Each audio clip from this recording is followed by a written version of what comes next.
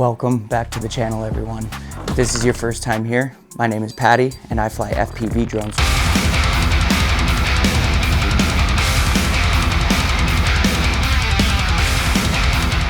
And I wanted to introduce this next video. I'm gonna be working with Chen and we are chasing a Ford something and a Ford something. Really stoked about this project, really stoked to work with Chen. He's an absolute legend. And when a project is in its early stages, one of the things that we have to do is get all of the permits and all of the allowances in order. I have done all of my research in terms of the airspace to make sure that it is clear. I have filled out all the necessary permits, and I have also created the flight plan and the flight maps for the proposed location that we're going to be filming on Tejon Ranch. These last couple of trips have really put my drones to the test.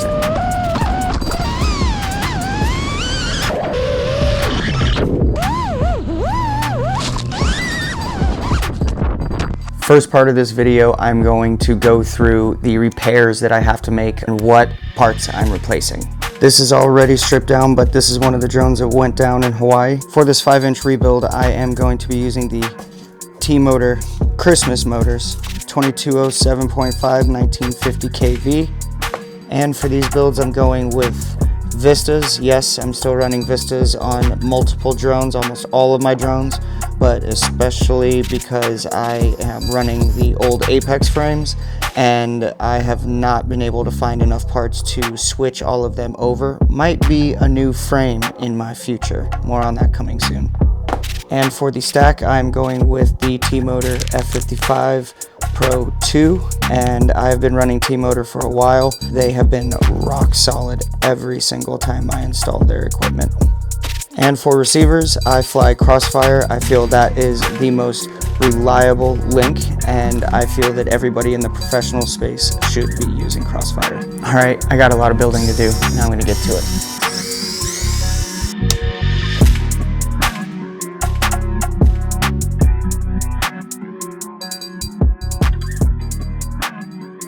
All right, and drones are good to go. I just met up with Larry and his crew. We are on our way to go shoot the off-road scenes for the Raptor. Luckily, the wind isn't up today. One of the main things that I gotta keep top of mind is to stay out of the roost of the Raptor. On off-road shoots, I always go through a ton of ND filters. At a dry lake bed. Everybody is setting everything up for this location. At this location, I'm gonna focus on more straight tracking shots. And then I'm gonna go into some more dynamic movement if we have time.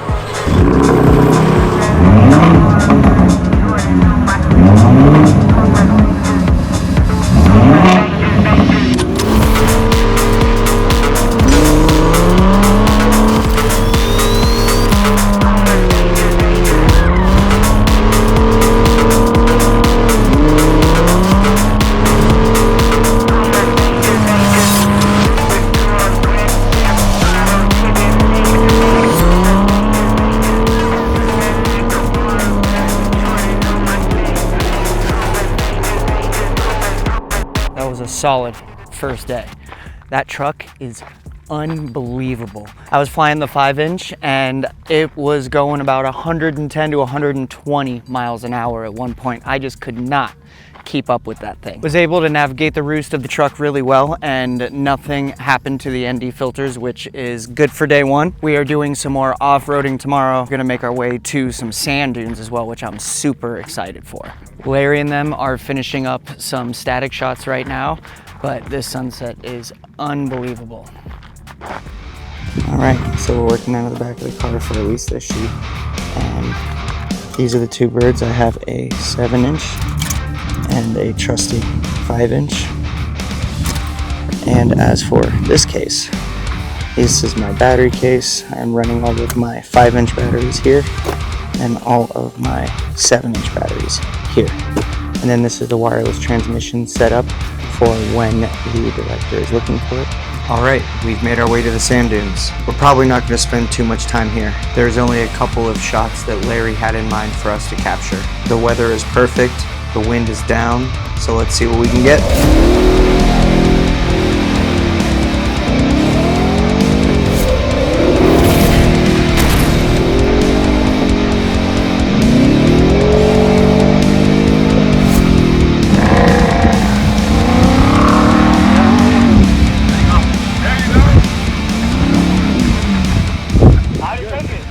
You get it? Good, because that's all you get. Okay, sand dune session is complete. Like I said before, we weren't going to spend too much time here. Larry and his crew got the shots they were looking for, and I was flying the FPV while they were filming to save some time because we're fighting light. I said it once, I'll say it again, this truck is absolutely insane. For an off-the-lot truck to be able to do what it's doing, I am completely flabbergasted. Any other non-trophy truck that I've shot would have fallen apart at this point. This next spot, I'm not going to fly any FPV. It is at the top of one of the hills that overlooks the valley that they hold King of Hammers. Larry and his crew are going to get a couple establishing shots and some static shots of the truck up on the top of the hill.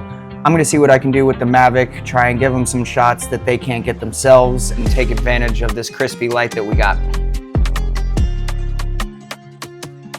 All right, and on to day 3. We are shooting at the legendary Willow Springs Raceway. Willow Springs is where Ford first took the Shelby Mustang and tested it and put it through its paces. And I think it's really sick that Ford is bringing it back to where they started to release this new Shelby GT350. And we are shooting at Horseleaf Mile. I absolutely love this track. The change in elevation really adds a lot to my footage and honestly really brings out the best in the drivers. And we're really not going to get that crazy with the FPV today. We're going to focus on some more tracking shots, beauty style shots, and just shots and moments that you can't get with a regular GPS drone. The crew is getting set up for the day. Larry and Tyler are setting up the camera car, and I am going to put the Mavic up, get some establishing shots, and then follow it up with a run on the 7-inch FPV.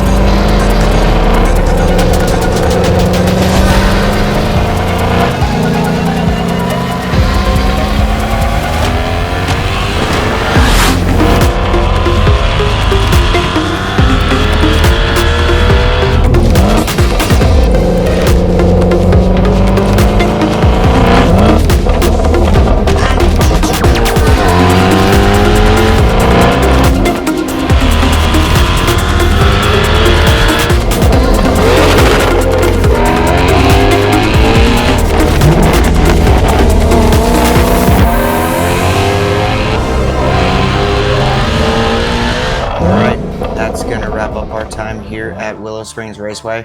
Pretty mellow day in terms of FPV, and now we are heading into day 4 at Tejon Ranch. This place is absolutely beautiful. Everywhere you look, there's golden rolling hills and some of the craziest windy roads you've ever seen. Today's going to be the hardest day in terms of maintaining my signal. There's a lot of windy roads that go around mountains, and my signal does not do well with getting earth in between my goggles and the drone itself. The day is going to start with FPV. I'm going to fly a couple batteries, get a couple shots, and then we're going to migrate to the next location. The wind is up today. It's about 20 to 30 miles an hour at the elevation that we're at. In these next few clips, I'm going to explain my thought process on what I'm trying to capture and the conditions that I'm working with. Contrary to popular belief, I normally only get 1 to 3 batteries to capture everything I need to and meet expectations. So I have to make these flights count. For the first flight of the day, I wanted to start with a long, swooping, establishing shot.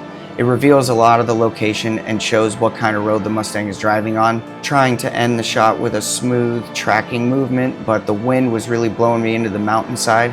So I decided to break away and set up for my second and final shot of this pass.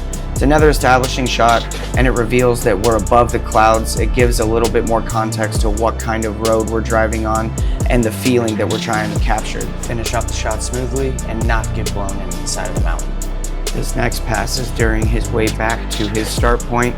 I wanted to take advantage of getting a tracking shot with him on the lit road, but I know I can't go around that corner or I'll lose signal, so I opt to go above the corner and give a different dynamic shot that you wouldn't be able to get with a normal drone. At this point, Larry and his team are positioned on the mountain, capturing angles from ground level.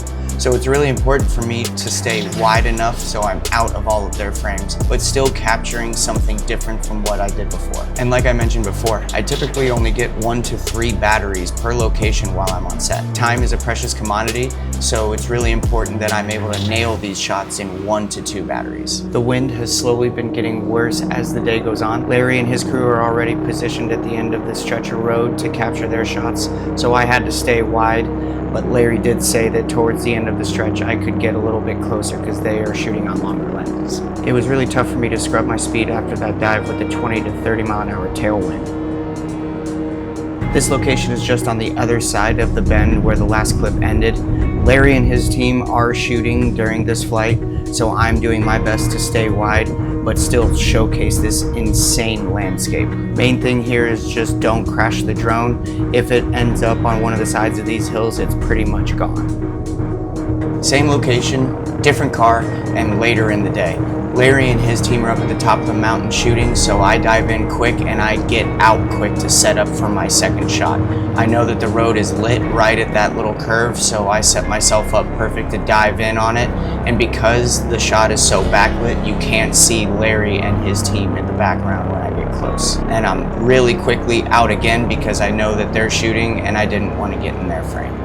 For the last flight of the day, I got to fly solo with no one else filming, so that allows me to get a lot closer to the vehicle and get angles that I wasn't previously able to get without ruining somebody else's shot at the top of the hill. All while keeping in mind my last flight, I want to capture something that's different but also fits seamlessly with the flight prior, so in an edit, it would be able to fit together and tell a story. And since that was the last flight of the day, that's going to do it for this video. If you made it this far in the video, you're a real one and I appreciate you. Make sure to subscribe if you haven't already. My next video is going to take you guys behind the scenes of my project with Royal Caribbean Cruise Lines. And you're not going to want to miss it. I believe me and the team at Royal Caribbean accomplished something with FPV that's never been done before. Really excited to share it with you all, and I will see you in the next video.